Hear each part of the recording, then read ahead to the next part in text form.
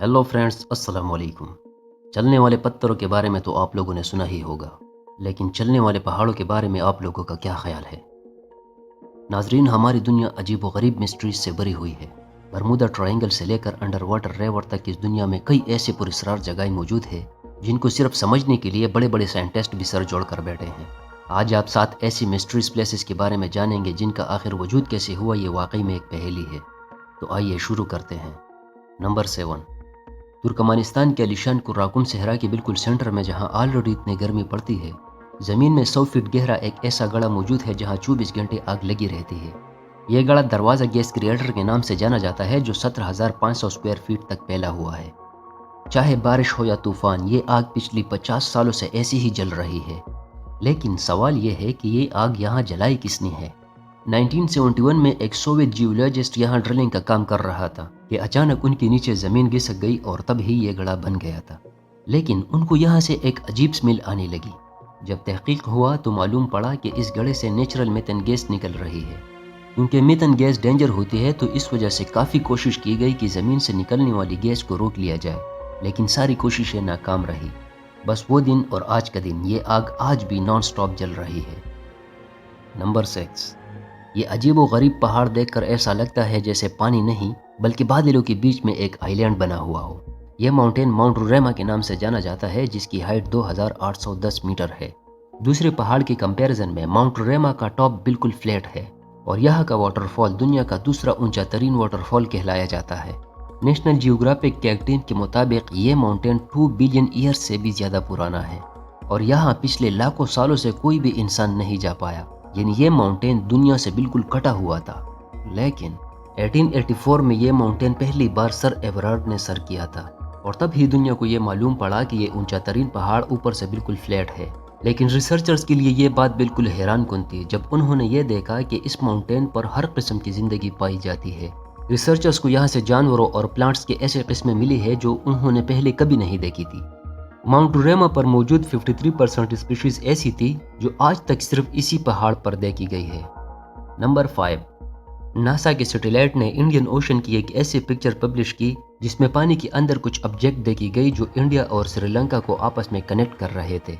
Locals का मानना है कि ये ब्रिज हिंदू गॉड रामा ने बनाया था, जो मैजिक ब्रिज के नाम से जाना जाता है। और यह माना जाता है कि हिंदू गॉड रामा ने जिन पत्थरों से इस ब्रिज को बनाया था वो पानी के ऊपर तैरते थे और ऐसे ही कई पत्थर इस एरिया में पाए जाते हैं। 48 किलोमीटर लंबे इस ब्रिज का काफ़ी हिस्सा अभी पानी के अंदर जा चुका है। साइंसदानों ने जब तहकीक किया तो मालूम पड़ा कि ब्रिज को बनाने में इस्तेमाल होने वाले पत्थर जिस चीज़ पर रखे गए हैं वो एक सैंड बार है।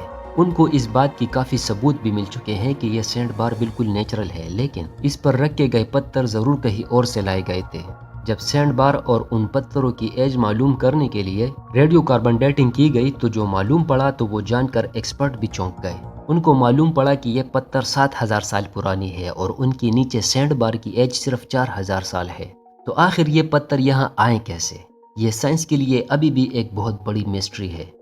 नंबर 4, कभी आपने किसी पहाड़ को हिलते हुए या उसको अपनी जगह बदलते हुए देखा है? क्या ऐसा मुमकिन हो सकता है? तंजानिया में गोरो कंजर्वेशन एरिया में मौजूद ये है एक ऐसा अजीब व गरीब पहाड़ जो हर साल 66 फीट तक अपनी जगह बदल देता है। यानी जिस जगह वो अभी मौजूद है अगले साल यहाँ से 20 मीटर आगे या पीछे मूव कर जाएगा, और वो भी बिल्कुल नेचुरली। हैरत अंगेज तौर पे अगर इस पहाड़ से थोड़ी सी सैंड लेकर उसको अपने घर में भी रख लिया जाए तो वो ऐसे ही मूव करेगी। और इस बात की गवाही खुद तांजानिया के फार्मर प्रेसिडेंट जिकाया किकवेक ने अपने प्रेस कॉन्फ्रेंस में दी थी। साइंटिस्ट ने इस मिस्टीरियस पहाड़ के मूव करने की वजह को जानने के लिए कई एक्सपेरिमेंट्स किए और यह पता लगाया कि यह सैंड हिल कम से कम भी 30 लाख साल पुरानी है और यह तब से ऐसी ही अपनी पोजीशन चेंज करती आ रही है। एक्सपर्ट का मानना है कि यह सैंड हिल वोल्केनो से निकलने वाली ऐश है और इसी वजह से यह मैग्नेट की तरह काम करती है। अगर थोड़ी सैंड हवा में फेंक भी दिया जाए तो वो हवा में फैलने की बजाय एक दूसरे से चिपकती रहती है।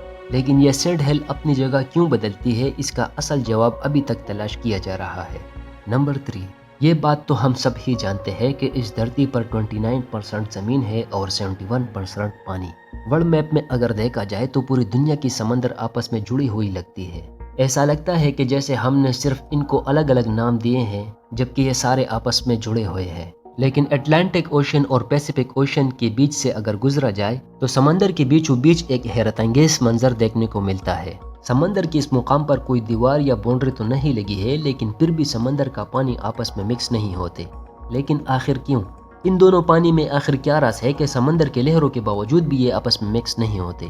اصل میں یہ دونوں سمندر کے پانی الگ الگ جگہ سے بہتی ہے، اور اسی وجہ سے ان دونوں سمندر کے پانی کی کوالٹی بھی الگ ہے اور ان کا سالٹ لیول بھی مختلف ہے۔ آپ نے بھی اسکول میں پڑھا ہوگا کہ جس پانی میں سالٹ زیادہ ہوتا ہے وہ نارمل پانی سے زیادہ ہیوی ہوتا ہے۔ ایسا ہی کچھ ہوتا ہے ان دونوں سمندر میں۔ سالٹ کے ساتھ ساتھ ان کی کیمیکل کمپوزیشن بھی الگ ہے، اور یہی ریزن ہے کہ یہ دونوں سمندر بنا کسی باؤنڈری کے ایک دوسرے میں مکس نہیں ہوتے۔ نمبر 2، انڈونیشیا میں ایک آئی لینڈ ہے جو فلورس کے نام سے جانا جاتا ہے۔ اس آئی لینڈ کے ہرے بھرے پہاڑوں میں 3 انوکھے لیکس موجود ہیں۔ حالانکہ یہ تینوں لیکس ایک ساتھ ہی بنے ہوئے ہیں، لیکن ان تینوں لیکس کے کلرز بالکل ڈیفرنس ہے۔ ایک کا کلر بلیک ہے، دوسری کا ٹورکوئز اور تیسری کا بلو۔ لیکن اس میں حیرت کی بات صرف ان کے مختلف کلرز نہیں ہیں۔ حیران کر دینے والی بات یہ ہے کہ یہ تینوں لیکس اپنے کلرز بدلتے رہتے ہیں۔ کبھی ایک سال میں یہ 6 بار اپنے رنگ بدلتے ہیں تو کبھی سال میں صرف 1 بار۔